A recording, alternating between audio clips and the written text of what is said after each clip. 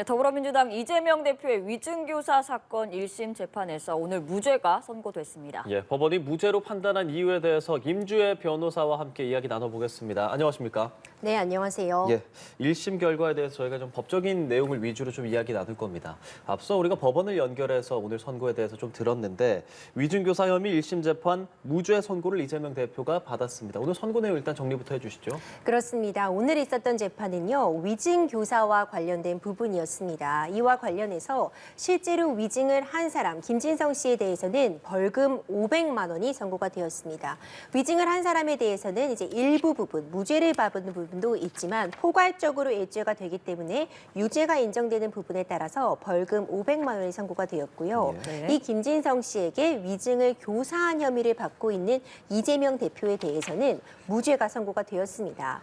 이번 판결은 이제 무죄를 선고한 취지에 대해서 일단 위증 교사죄가 인정이 되기 위해서는 위증 교사에 대한 고의, 내가 이 위증을 교사함으로써 어떤 재판에 있어서 이득을 보겠다, 이런 고의가 있어야 되는데 재판부에서는 이재명 대표가 이런 위증 교사의 고의가 없었다고 보았고요. 그렇기 때문에 결과적으로 지금 이재명 대표와 이 김진성 씨 간에 공개되어 있는 통화 내역 같은 부분들이 검찰 측에서는 위증을 교사한 부분의 강력한 증거라고 주장했지만 재판부는 이것이 통상적인 방법으로 증인에 대해서 어떤 증언을 요청하거나 이재명 대표의 방어권을 행사하는 측면에서 충분히 가능한 수준의 그런 내용이었다. 이런 부분을 인정해서 위증 교사 혐의에 대해서 무죄가 선고가 되었습니다. 예, 위증교사의 경우는 사실 법원이 좀 엄하게 보는 경향도 있고 저희가 이게 선고가 될 때도 저도 이제 TV를 통해서 다른 채널들도 함께 다 보는데 사실 많은 법률인들이 또 지금 나온 결과는 또 다른 결과를 또 예상하기도 했었습니다. 다소 이례적인 부분도 있다고 볼 수 있겠죠. 그렇습니다. 이제 공직선거법 위반 사건 얼마 전에 있었던 그 부분에 대해서는 이재명 대표가 징역 1년에 집행유예 2년이 선고가 되었었죠. 이제 이번 사안 같은 경우에는 이 공직선거법 사건보다 오히려 더 유죄 가능성이 높다고 판단되었던 재판은 맞습니다. 네. 그 이유가요. 이 작년에 있었던 사건이었죠. 그러니까 이제 구속영장 실질심사가 있었는데 당시에 이재명 대표에 대한 구속영장은 기각이 되었지만 예. 그럼에도 불구하고 그 설씨 가운데서 위증교사 혐의에 대해서는 이제 일부 소명된 바가 있다. 이렇게 얘기한 바가 있었습니다. 당시에도 이 부분과 관련해서 적어도 그렇다면 위증교사 혐의점은 어느 정도는 재판부에서 확신을 할 수 있을 수준으로 증거가 확인된 것이 아니냐 이런 이야기가 나왔고요. 그리고 일단 검찰의 구형량이 상당히 높았습니다. 검찰은 징역 3년을 구형한 상태였거든요. 그렇죠. 예. 이 3년이라는 것이 위증교사에서 기본적인 형량보다 가중된 요소가 있었을 때 내릴 수 있는 최고 수준이라고 볼 수 있는 징역 3년을 구형한 상태였기 때문에 검찰 측이 어떤 혐의 사실 입증에 대해서 상당히 자신감을 보이는 상태였다 이렇게 평가받고 있었습니다. 그렇기 때문에 높은 검찰의 구형량 그리고 작년에 있었던 구속영장 실질심사에서 이미 이 위증교사 혐의에 대해서 어느 정도 소명되었다는 그런 표현이 나왔기 때문에 유죄가 인정되는 것이 아니냐 이런 예측이 다소 우세했던 것은 맞는 것 같은데요. 근데 결론적으로 재판부에서는 위증을 한 사람에 대해서 이제 김진정 씨 같은 경우에는 위증을 이미 본인이 위증을 했다고 자백한 상황이었기 때문에 예. 위증 혐의에 대해서는 유죄가 선고가 되었지만 앞서 말씀드린 것처럼 재판부는 검찰 측의 주장과는 정반대로 이런 통화 내역이나 이런 부분들을 보더라도 이것이 위증의 고의를 가지고 이재명 대표가 행하였다거나 아니면은 적어도 어떤 위증을 하게 할 목적으로 구체적으로 위증 교사를 지시했다는 그런 증거가 확인되지 않았다고 보았기 때문에 무죄가 선고되었다고 평가할 수 있습니다. 네, 그 방금 언급하셨던 것처럼 지난해 이제 구속영장이 기각되면서 법원이 이 위증교사 혐의는 어느 정도 소명된 것으로 그렇죠. 보인다라고 공개를 했잖아요. 그럼 이제 당연히 자연스럽게 이 혐의에 대해서는 유죄 가능성이 좀 있겠다라고 좀 예측을 하게 될 수 있는데 그 좀 헷갈립니다. 사실 구속영장을 기각하면서 이렇게 표현을 했는데도 법원이 이제 재판이 진행이 되면서 조금 판단이 달라질 수도 있는 건지 이런 사례들도 좀 있는지 궁금하고요. 네, 굉장히 중요한 질문 해주신 것 같아요. 이때도 지금 표현해 주신 것처럼 당시 구속영장이 기각됐을 때는 이 위증교사 혐의에 대해서 혐의점이 소명되었다는 표현이 나와 있습니다. 예. 그런데 이제 재판에서 이것이 유죄로 확실히 처벌받으려면 이 위증교사 혐의가 증명이 돼야 합니다. 그러니까 소명은 증명보다는 낮은 단계라고 볼 수 있습니다. 그렇군요. 어느 정도 위증교사 혐의가 있을 수 있겠다는 법원의 어떤 재판부에 의심을 갖게 해줄 정도, 이 정도면 위증교사가 있을 수도 있겠구나라는 의심을 갖게 할 수 있는 정도면은 소명이 되었다고 볼 수 있고요. 이번에 재판에서 완전히 유죄로 인정을 받으려면 위증교사가 분명하다는 확신 수준에 이르는 위증교사가 아닐 수 없다는 정도가 입증이 돼야지 가능하거든요. 예. 그렇기 때문에 일단 구속영장 실질 심사 당시에 뭐 위증교사 부분이 일부 소명되었다는 표현이 있다고 해도 이에 대해서 재판부가 귀속된다거나 아니면 그렇기 때문에 유죄가 내려져야 되는 부분은 아닙니다. 하지만 그것이 하나의 근거로 해서 오늘 네. 위증교사의 재판에 대해서 이재명 대표가 유죄가 선고가 될 가능성이 높다고 평가하는 그런 경우가 많았던 건 맞거든요. 예. 하지만 이 당시에는 구속을 할지 말지, 그러니까 증거인멸의 우려나 도주의 우려가 있는지를 가리는 재판, 그런 부분에서 살펴봤던 것이고, 오늘은 이 위증교사 부분만 제대로 재판을 받았을 때 결국 재판부는 검찰의 주장과는 다르게 위증교사 혐의가 없다고 판단을 하게 된 것입니다. 네. 그리고 사실 이 위증교사라는 범죄, 이 혐의 자체에 대해서도 사실 시청자 여러분들은 굉장히 낯선 그렇죠. 경우가 많을 것 같습니다. 위증도 위증인데 위증을 교사했다라는 거잖아요. 그래서 이제 법 쪽에서는 이 혐의가 좀 사법 질서를 교란할 수 있는 중한 범죄다라고 표현을 하는 것도 있고, 이 형량도 좀 높은지도 궁금하고요. 일단 이 혐의 자체에 대해서도 조금 설명을 부탁드려도 될까요? 그렇죠. 위증교사 혐의를 이해하려면 먼저 이제 위증이 뭔가부터 살펴봐야 될 것 같아요. 위증이라고 한다면 법원에서 이제 증인으로 채택이 되어서 이제 증언을 하게 될 때 우리가 흔히 선서를 한다고 표현을 하죠. 증인 선서를 하게 되면 이것이 사실에 부합하는지 여부와는 사실 관계가 없고요.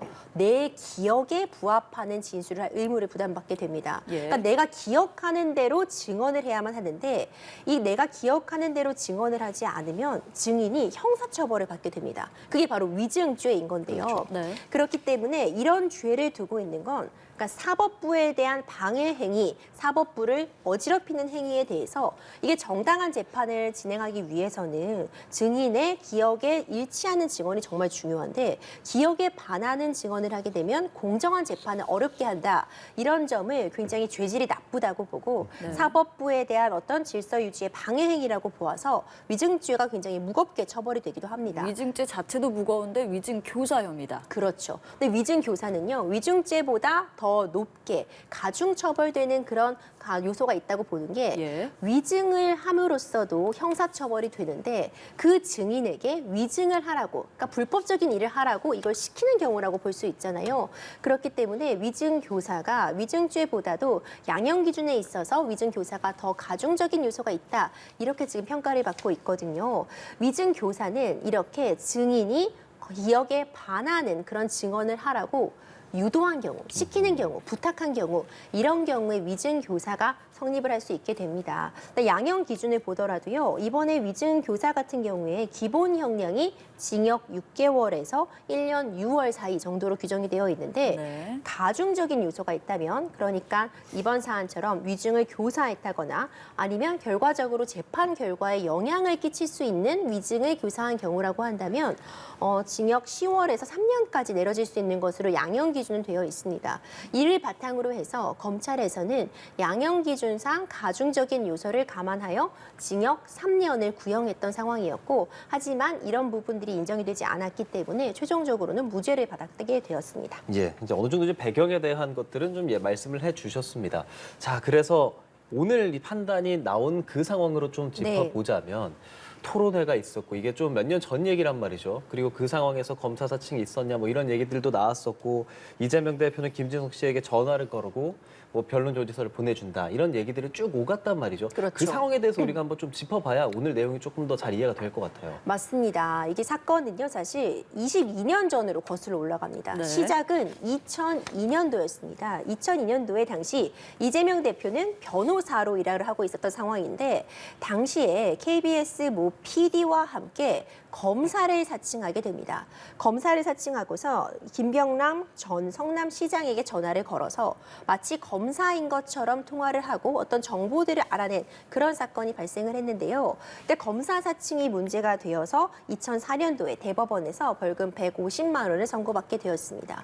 그런데 사건은 다시 2018년도에 생기게 되는데요. 네. 2018년도에 이재명 대표가 당시 이제 경기도지사 선거에 출마했을 상황이어서 이제 TV에 나와서 이런 발언을 하게 된 겁니다. 이 검사 사칭으로 유죄를 받은 건 내가 억울하게 누명을 쓴 거다. 이런 발언을 하게 되어서 이것이 또 이제 공직선거법상 허위 사실을 공표한 거 아니냐 이런 혐의로 재판을 받게 그렇죠. 되었습니다. 이 내가 누명을 쓴 것이다. 검사 사칭은 내가 한 것이 아니라 누명 때문에 처벌을 받은 것이다 라는 이 표현 때문에 이 허위사실 공표죄로 재판을 받게 되었는데 이때 증인이 바로 오늘 함께 이 위증에 대해서 유죄 판결을 받게 된 전 이 성남시장의 비서실장 김진성 씨입니다. 네. 김진성 씨가 이때 증언을 해주게 되는데 이 증언의 내용엔 여러 가지가 있었습니다. 그러니까 결과적으로 보자면은 결국 이제 이재명 대표에게 이 검사 사칭을 좀 혐의를 주도적으로 좀 씌우려는 그런 뭐 분위기 내지는 움직임이 있었다는 취지의 그런 증언이 있었는데 이와 관련해서 최종적으로 이재명 대표는 이 허위 사실 공표에 관해서 대법원에서 또 무죄를 받았습니다. 네. 여기서 또 끝나지 않고요. 사건이 다시 발생하게 된 건 이 김진성 씨, 오늘 이 위증으로 유죄 판결을 받은 김진성 씨가 다른 알선수재 혐의로 수사를 받는 과정에서 이 휴대폰의 이 통화 내역이 확인이 되게 된 겁니다. 이 통화가 바로 우리가 언론을 통해서도 재판을 통해서도 계속해서 이제 들을 수 있었던 바로 네. 이재명 대표와 이 김진선 전 비서실장 간의 그 통화 내역인데 그 내용을 보면 이재명 대표가 뭐 기억나는 대로 진술하라는 취지도 있고 만약 잘 모르는 부분이 있으면 뭐 들었다 이런 식으로 진술해 주는 게 어떻냐 이런 네. 부분도 있고 결국 이제 잘 기억이 안 난다는 부분에 관해서 변론 요지서를 한번 보내주겠다 이런 내용들이 포함이 되어 있었거든요. 변호사님, 저희가 요 통화 내용을 이게 공개가 돼 있는 녹취 발언이잖아요. 준비를 했는데 이 통화에서 이재명 대표 발언을 먼저 좀 듣고 오겠습니다. KBS 측하고 그 당시에 KBS 측하고도 얘기하고 PD 측하고도 얘기하고 해서 내가 시킨 걸로 내가 주범인 걸로 해주면 고소를 취소해 주기로 합의했던 걸로 내가 그때 기억하거든요. 예를 들어 우리 김일성관이 안 본 거 뭐 그런 얘기할 필요는 없는 거고 그쪽 시장님 쪽 이게 어떤 입장이었는지 뭐 그런 거나 좀 상기해 봐주면 좋을 것 같아요. 예, 지금 이 전화 이제 이재명 대표가 경기도지사 시절에 김진성 전 비서에게 전화를 한 내용이고 그래서 지금 이 전화에서 우리 들은 이 내용이 위증을 교사한 걸로 볼 수 있냐. 사실 이 부분이 쟁점인 거죠. 그렇죠. 사실 양측 모두 이 통화, 이 녹음 내용을 가지고 치열하게 공방을 벌였습니다. 먼저 검찰 측에서는요. 이 부분이 사실 기억이 안 난다고 하고 있음에도 불구하고 이재명 대표가 기억을 주입하고 있다 이런 표현을 썼어요. 그러니까 반복적으로 본인이 원하는 바, 그러니까 KBS와 나와 간의 관계에서 좀 나를 주도적인 인물로 몰아가려는 분위기가 있었다. 나는 그렇게 기억한다. 이것이 기억을 주입하고 있다 이렇게 표현을 하고 있었습니다. 하지만 이재명 대표의 주장은 정반대였습니다. 이 과정이 이 전체적인 통화 맥락을 들어보자면 몇 번이나 계속해서 기억나는 대로 진술하라 이런 이야기가 나오고 있고 통상적으로 우리가 변호인이 어떤 증인을 신청하고 이 증인에게 증언을 부탁할 때 할 수 있는 정도 수준의 발언이었다. 위증을 교사한 바가 없다고 봤었거든요. 근데 오늘 재판부에서는 이재명 대표의 주장에 힘을 실어주고 받아들였다고 볼 수 있습니다. 그러니까 오늘 재판에서는 결국 이 통화 내역을 가지고도 이것이 어떤 위증 교사의 고의를 가지고 있다기보다는 이 표현만으로는 직접적으로 이재명 대표가 위증 교사를 지시하는 그런 직접적인 증거로 보이지 않고 이 변론 요지서 같은 부분을 보내주겠다고 한 부분도 그러니까 통상적으로 본인이 방어권을 행사하는 측면에서 할 수 있는 일이다라고 보았고요. 그리고 이제 이재명 대표가 본인의 일방적인 일단 주장을 예. 계속해서 김진성 씨에게 이야기하는 이런 모습은 본인이 어떤 자신의 주장에 대해서 이야기하는 것만으로 그대로 진술을 하라, 그대로 증언을 하라는 의미는 아니다라고 재판부는 보았기 때문에 위증교사 혐의가 또 없다고 보았습니다. 예. 여기서 그러면 이제 방어권의 정도를 벗어나기 어렵다라고 표현을 하지 않았습니까? 그렇죠. 여기서 말하는 방어권이라는 것은 어떤 걸 의미하겠습니까? 네, 방어권의 범위 내에서 충분히 할 수 예. 있는 행동이다 이렇게 표현을 할 수 있을 것 같은데요. 그러니까 방어권이라는 것은 내가 뭐 수사를 받는다거나 예. 재판을 받으려고 할 때 당연히 내 입장에서 내가 가장 유리한 판단, 내가 가장 적은 처벌을 받기 위해서 여러 가지 수단들을 행사해 볼 수 있습니다. 그러니까 불구속 상태에서 재판을 받도록 원칙으로 하고 있는 건 결국 방어권의 행사, 내가 이 법리적으로 다툴 부분이 있다면 최선을 다해 싸울 수 있는 권리를 부장하고 있는 것이 이 방어권이라고 볼 수 있거든요. 그렇기 때문에 당시 이재명 대표가 굉장히 중요한 재판을 앞두고 있는 상황이었고 예. 네. 뭐 유리한 증인이 됐든 불리한 증인이 됐든 증인을 신청해서 증인에 대해서 어떤 증언을 하라고 물론 사실대로 이야기하라고 부탁을 하는 정도에 그친 상황, 그리고 변론 요지서를 제공했다고는 하나 이 변론 요지서의 취지대로 언급하라, 이 취지대로 증언해달라는 이야기는 없었기 때문에 이 변론 요지서를 제공한 것만으로 곧바로 이 자신에게 유리한 증언을 해달라고 부탁하거나 교사한 것은 아니다라고 본 게 핵심일 것 같습니다. 네. 그런데 지금 좀 의아한 부분이 이제 김진성 씨의 그 위증죄에 그렇죠. 대해서는 유죄 판결이 오늘 나왔단 말이에요. 이 부분도 좀 설명을 부탁드려도 될까요? 그렇습니다. 사실 이 부분이 조금 이례적이라고 예. 평가할 수 있을 것 같습니다. 지금 어떻게 보자면 공범으로 기소가 되어 있는 상태였어요. 그러니까 김진성 씨는 위증을 했다는 혐의로 지금 재판을 받고 있었고 심지어 김진성 씨는 이 위증한 부분에 대해서 자백을 했습니다. 내가 위증을 한 것이 맞다. 이렇게 재판 초기부터 인정을 한 상태였습니다. 그리고 이재명 대표는 이 위증을 한 것이 바로 이재명 대표의 교사 때문이다. 이런 혐의, 위증 교사 혐의를 받고 있었어요.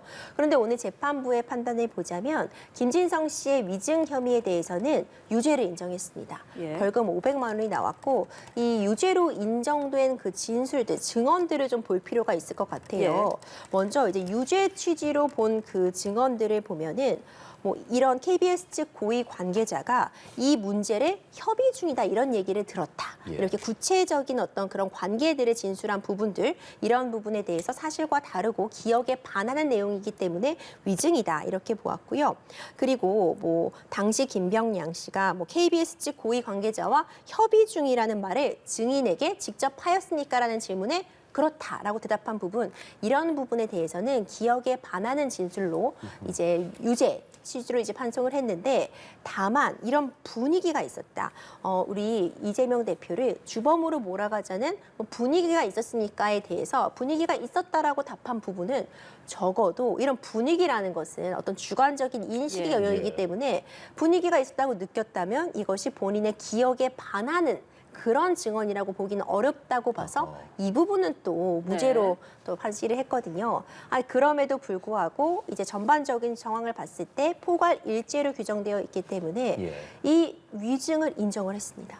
그런데 네. 그렇다면 사실 의문점으로 남을 수밖에 없는 게 위증을 한 사람은 있는데 그 위증을 한 사람이 도대체 뭘 위해서 그런 위증을 한 네. 것인가. 그렇죠. 사실 이 부분이 검찰 측에서는 항소심에서 집중적으로 이 부분을 입증하기 위해서 그렇기 때문에 이 위증이 있었던 건 이재명 대표의 교사 때문이다라는 부분을 입증하기 위해서 총력을 다할 것이라고 보이고요. 네. 그러니까 위증은 인정이 되었지만 이와 관련해서 이재명 대표는 실제로 김진성 씨가 어떤 발언을 할 것인지 자신에게 유리한 발언을 할지 불리한 발언을 할지 모르는 상태에서 김진성 씨와 통화를 한 것이기 때문에 어떤 교사를 하려는 고의가 없었다. 그렇기 때문에 위증은 있지만 이 위증이 이 김진성 씨의 본인의 판단에 의한 것이지 이재명 대표가 시켜서 그러니까 교사에서 위증을 한 것은 아니다 이렇게 보았기 때문에 위증을 한 사람은 벌금 500만 원의 네. 유죄로 처벌을 받고 네. 이것을 교사했다는 이재명 대표에 대해서는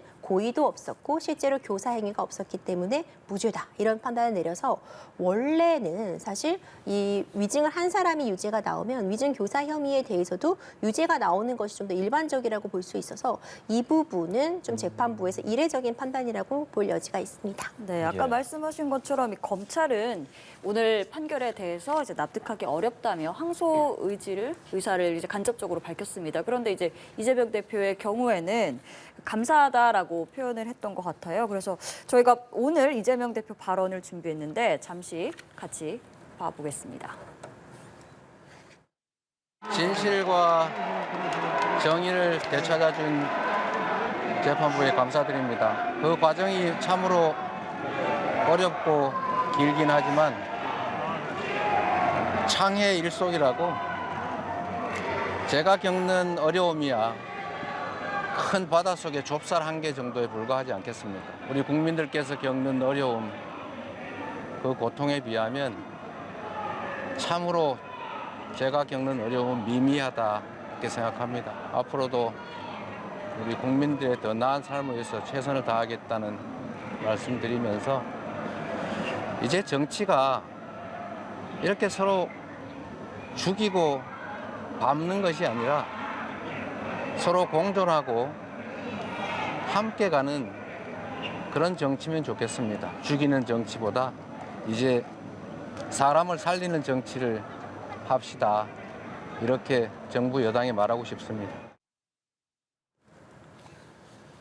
예, 이재명 대표의 발언을 함께 들었습니다. 오늘 이 결과로 인해서 물론 1심이지만 수많은 파장들이 있겠지만 우리 이제 법적인 부분에 조금 더 집중을 네. 할 거고 앞으로 2심도 있을 거고 대법까지 갈 예정이고 그렇습니다. 그렇다면 과연 이 부분 위증교사 이 부분에 대해서는 2심 그리고 대법에서 또 어떤 부분을 좀 다뤄봐야 할지 검찰과 이재명 대표의 각각의 주장을 조금 더 정리를 해서 들어보죠. 그렇죠. 사실 오늘 무죄 판결로 인해서요. 1심이긴 하지만 이재명 대표에겐 정말 단비 같은 판결이라고 평가할 수 있을 것 같습니다. 네. 이미 공직선거법 1심 사건에서 징역 1년에 집행유예 2년이 선고되었기 때문에 이대로 확정이 되게 된다면은 의원직도 상실하고 피선거권도 10년간 제한되는 그러니까 정치적인 생명에 있어서도 정말 큰 영향을 끼치는 판결을 이미 1심에서 받은 상태였거든요. 예. 만약 오늘도 금고 이상의 형이 선고가 되어서 동일하게 의원직 부분이라던가 피선거권 제한을 받게 된다면 물론 아직 1심에 불과하기 때문에 항소심과 대법원에서 다툴 수 있겠지만 그렇다면은 뒤집어야 되는 판결이 현재까지만 해도 두 가지가 되는 좀 예. 어려운 싸움이 예. 예상되는 상황이었는데요. 오늘 이제 무죄를 받게 되면서 적어도 공직선거법 위반에 대해서만 판결을 뒤집으면 되는 상황이라고 볼 수 있을 것 같습니다. 네. 예. 물론 오늘 무죄를 받았다고 해서요. 이제 항소심이나 대법원에서 무죄가 꼭 내려지는 것은 아닙니다. 끝날 때까지 끝난 부분은 아니겠지만 그렇죠. 그럼에도 불구하고 적어도 오늘 무죄를 받았기 때문에 어떤 검찰과 이재명 대표 간에 공수가 바뀌었다는 평가도 가능할 것 같아요. 이제 이번에는 1심의 무죄를 뒤집기 위해서 검찰 측에서 이 부분을 총공세를 펼쳐야 되는 상황이다. 이렇게 볼 수 있거든요. 일단 이재명 대표는 앞으로 항소심 그리고 대법원에서도 무죄 취지의 주장을 할 것으로 보입니다. 이번에 일단 1심에서 무죄 판단이 있었던 것처럼 이제 이 김진성 씨가 위증을 한 것과 내가 위증 교사를 한 것에는 어떤 연관성도 없다. 위증의 고의도 없었고 이 통화 내용이 있다고는 하나 일상적인 부분 방어권 행사 차원이지 위증 교사했다는 부분을 인정할 수 없다. 또 그 증언이 도움이 안 됐다는 얘기도 좀 했잖아요. 그렇죠. 그 부분도 굉장히 중요한데요. 예. 그러니까 최종적으로 이재명 대표가 계속해서 주장하고 있는 부분은 그래서 김진성 씨가 증언을 했는데 그 부분 때문에 본인이 무죄를 받았다고 생각하지 않는 거죠. 실제로도 이것이 어떤 내가 억울하게 누명을 쓴 것이다라는 건 주관적인 인식에 대한 부분이기 때문에 어떤 허위 사실이라고 보기보다는 주관적인 인식에 대한 영역이라고 보아서 무죄를 받은 그런 측면이 있기 때문에 그런 측면에서 본다면은 이제 김진성 씨의 증언이 어떤 재판 결과에 영향을 끼치지 않았다고 볼 여지도 있습니다. 또 당연히 그 반대로 주장하는 입장들도 있는 상황인데 이런 점들 때문에 이재명 대표는 다시 한번 항소심에서 이런 부분 부분을 주장할 것으로 보이고요. 반면에 검찰 측은 전면적으로 반박할 필요가 있습니다. 앞서 설명드린 것처럼 김진성 씨의 위증 혐의는 인정이 되는데 그러면 김진성 씨는 누구를 위해서 뭐 때문에 위증을 해야 됐던 것이냐. 이 부분, 결국 검찰 측은 이 부분을 공격할 것으로 보이고요. 앞서 살펴본 그 통화 내역과 관련해서도 변론 요지서를 보내준다거나 아니면 이런 취유로 들었다고 말해주면 좋겠다고 한 것만으로도 위증을 교사한 것이다. 이 부분에 대해서 공세를 펼 것으로 예측 가능합니다. 네. 한 가지 궁금한 것이 일단 오늘 1심에서는 그러니까 교사 행위가 없었다라고 판단을 했는데 만약에 이제 항소심에서 위증 교사한 행위가 있었다고 만약에 결론이 나오더라도 이게 당시 2019년 재판에서 당시에 그 위증이 그렇게 그 결과에 효력이 없었다. 이렇게 나오면 또 결과가 좀 달라질 수도 있는 거예요. 일단 그 부분과 관련해서는요. 사실 위증교사 혐의가 굉장히 좀 나쁘다고 평가받는 이유, 그러니까 죄질이 좋지 못하다고 평가받는 이유에 결국 공정한 재판이 진행이 되려면 진실에 반하는 않지 않는 기억에 따른 그 진술 증언이 굉장히 중요한데 위증교사가 이런 부분을 저해했다.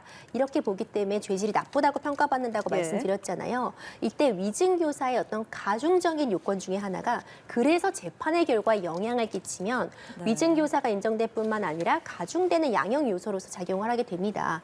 그렇기 때문에 이제 사실 뭐 재판에 영향이 정말 있었느냐 없었느냐는 재판 결과는 증인의 증언 하나만으로 결정되는 것이 아니라 모든 사안들을 종합했을 때 내려지는 것이기 때문에 사실 이것이 어느 정도 이 재판에 유무죄에 영향을 끼쳤는지를 정량적으로 파악하기는 거의 불가능하다고 보거든요. 예. 그렇기 때문에 만약 항소심에서 위증교사가 있었다는 부분이 인정이 되면 그 혐의, 그러니까 재판에 영향이 있었냐 없었느냐 정도는 양형에 있어서 참작이 될 요소라고 보입니다. 네, 항소심에서 이제 그 뒤집기에 집중할 필요가 있을 것 같고 공직선거법 1심 같은 경우는 이재명 대표가 이제 유죄가 나왔었기 때문에 그리고 또 오늘로서는 사법 리스크를 하나는 덜게 된 셈이잖아요. 나머지 재판들도 만만치가 않습니다. 그래서 어떤 재판들이 좀 남아 있는지 간단하게 설명 부탁드릴게요. 그렇죠. 지금 현재 이재명 대표가 이제 진행 중이고 진행될 예정인 재판이 총 5개입니다.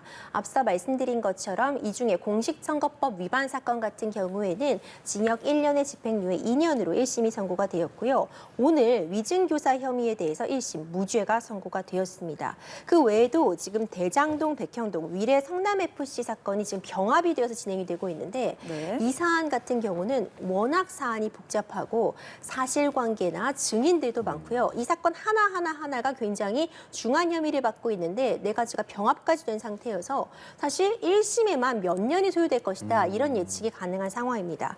그리고 이제 대북 송금과 관련된 재판이 아직 공판 준비 단계라서 1심이 언제 맞춰질지가 불투명한 상황이고요. 마지막으로 최근에 기소된 혐의가 있습니다. 이 법인카드 사적 유용과 관련된 네. 부분이 그렇죠. 최근 기소가 되었기 때문에 앞으로 재판이 진행될 예정인데 이 중에 공직선거법 위반 항소심이라던가 이 위증교사 항소심 같은 경우는 이미 1심에서 많은 부분들이 정리가 되었기 때문에 그래도 1심보다는 좀 더 훨씬 빠르게 항소심이 진행될 예정으로 보이고요. 법인카드 유용 이 재판 같은 경우에도 남아있는 다른 재판, 뭐 대장동, 백항동 재판이라던가 대북송금 재판보다는 그 사실관계가 좀 더 간단하다고 보기 때문에 이 3가지 재판, 공직선거법 위반, 위증교사, 법인카드 유용 부분은 다소 그래도 빠르게 진행될 여지. 그러니까 대선 전에 뭐 1심이나 대법원 판단까지 나올 가능성도 있지만 사실 이 나머지 2 재판, 대북송금이나 대장동, 백현동 사건 같은 경우에는 사실 언제 확정 판결이 내려질지 네. 불투명하다고 볼 수 있습니다. 이게 원래는 뭐 1심 나오고 뭐 6개월 뭐 이런 기준 같은 게 있기는 있는 거죠, 사실은. 그렇죠. 공직선거법 사건, 그러니까 선거법 사건 같은 경우에는 예. 우리가 633 법칙이라고 해서 사실 강행 규정으로 1심은 6개월, 그리고 이제 2심과 대법원은 3개월 내에 그렇지. 판단하라 이런 네. 규정이 있기는 합니다. 그러니까 선거 사건 같은 경우에는 미칠 파장이 크기 때문에 빠른 재판을 요구하고 있는데 이게 사실관계가 복잡하다거나 이번 사안과 같이 굉장히 뭐 증인도 많고 사실관계도 복잡한 경우에는 이 재판이 또 길어질 수밖에 없는 그런 현실이 있어서 지켜지지 못하고 있는 것도 맞습니다. 예, 앞서 잠깐 언급을 해주셨지만 대북송금 같은 경우는 굉장히 또 복잡하고 연루되어 있는 그렇죠. 인원들도 많단 말이죠. 특히나 이화영 전 경기도 평화부지사 1심에서 징역 6개월 선고받았고 이제 2심이 있을 예정인데 금요일 날 나온단 말이죠. 여기선 또 우리가 어떤 결과를 또 예상해 볼 수 있겠습니까? 그렇죠. 1심에서 1심에서 9년 6개월 굉장히 중형이 선고가 되었습니다. 예. 물론 받고 있는 혐의들이 굉장히 중했기 때문에 이런 중한형의 선고를 받았는데 곧 이제 2심 선고 재판이 열립니다. 받고 있는 혐의를 좀 간략히 정리해 보자면 네. 그러니까 이 이화영 전 부지사가 과거 경기도가 북한에다가 지급을 약속한 스마트팜 사업 지원비 500만 달러 그리고 이재명 대표의 방북 비용 300만 달러를 당시 쌍방울에 대납하게 했다. 그리고 이 과정에서 쌍방울로부터 이제 거액의 뇌물을 받게 되었고 뭐 법인 차량을 이용한다거나 하는 특혜를 입었다. 이런 부분들이 문제가 되고 있었습니다. 말씀드린 것처럼 1심에서도 중형이 선고가 되었는데 2심에서는 지금 검찰이 이와 관련해서 15년도 특가법 위반에 대해서는 12년 그리고 이제 외국환거래법 위반에 대해서는 3년 그래서 15년을 구형한 상태입니다. 이 재판 결과 이 항소심의 선고 결과도 굉장히 귀추가 주목되고 있는데 그럴 수밖에 없는 것이 거의 동일한 혐의에 대해서 이재명 대표도 제3자 뇌물공여죄 같은 부분에 대해서 지금 재판이 공판 준비 단계에 있거든요.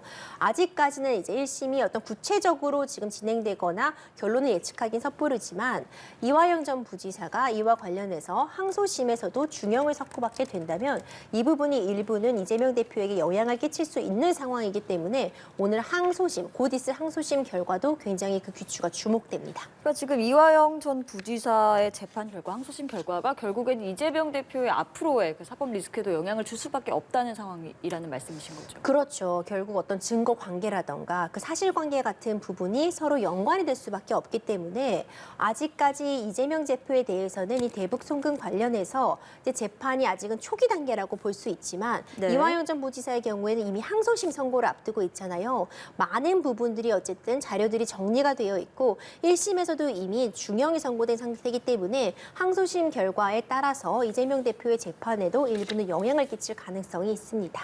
예, 그 쌍방울 대북 송금 사건에 이어서 그 최근 재판에 넘겨진 경기도 법인카드 유용 내용 말씀해주신 그 부분도 보니까 공교롭게 수원지법 형사 11부 배당이 됐습니다. 뭐 흔한 경우라고 볼 수 있습니까? 사실 가능한 상황이었습니다. 그러니까 형사 11부에 배당이 되었다. 또 이 배당 분야 이런 예. 이야기가 나왔는데 예. 사실 이번 사안 같은 경우에는 원래는 단독부에 배당이 되었다가 이제 합의부로의 변경을 요청을 해서 이 부분을 받아들여서 재배당이 되었습니다. 그런데 이 재배당이라는 것이 개인이 어떤 개인적인 판단을 넣어서 배당하는 것이 아니라 자동화된 시스템을 구축하고 있습니다. 네. 그러니까 여러 가지 정황상 상황상 지금 뭐 인원의 배분이라던가 지금 사건을 들고 있는 그런 건수들을 비교했을 때 자동 배당이 되었는데 전산 시스템에 따라서 합의부 4곳 중에 한 곳에 배당이 된 것에 불과하다. 이렇게 지금 법원에서는 얘기를 하고 있고 이에 대해서 이재명 대표는 같은 재판부에서 심판하는 것이 문제가 있다. 이런 의견도 지금 제시를 하고 있거든요. 하지만 이게 사실 이 재판부에서 계속 할 것이라고도 예측이 하기가 어려운 게요. 예. 법원도 인사 이동이 있습니다. 지금 그러네요. 연말이잖아요. 네. 그렇기 때문에 법원도 당연히 그 지역도 바꾸게 되고 그 인원도 바꾸게 되기 때문에 사실 법관 이동철에 따라서 다시 한번 인사 이동이 있고 그 이후에 다시 새로운 재판부에 배당될 가능성도 있어서 예. 지금은 형사제 11부에 배당이 되어 있지만 꼭 그 재판이 이 구성원 그대로 갈 것이다라는 것은 아직 예측하기 어렵습니다. 예. 알겠습니다. 더불어민주당 이재명 대표의 위증교사 사건 1심 무죄가 선고된 상황에 대해서 임주혜 변호사와 함께 법률적 이야기 좀 나눠봤습니다. 오늘 말씀 잘 들었습니다.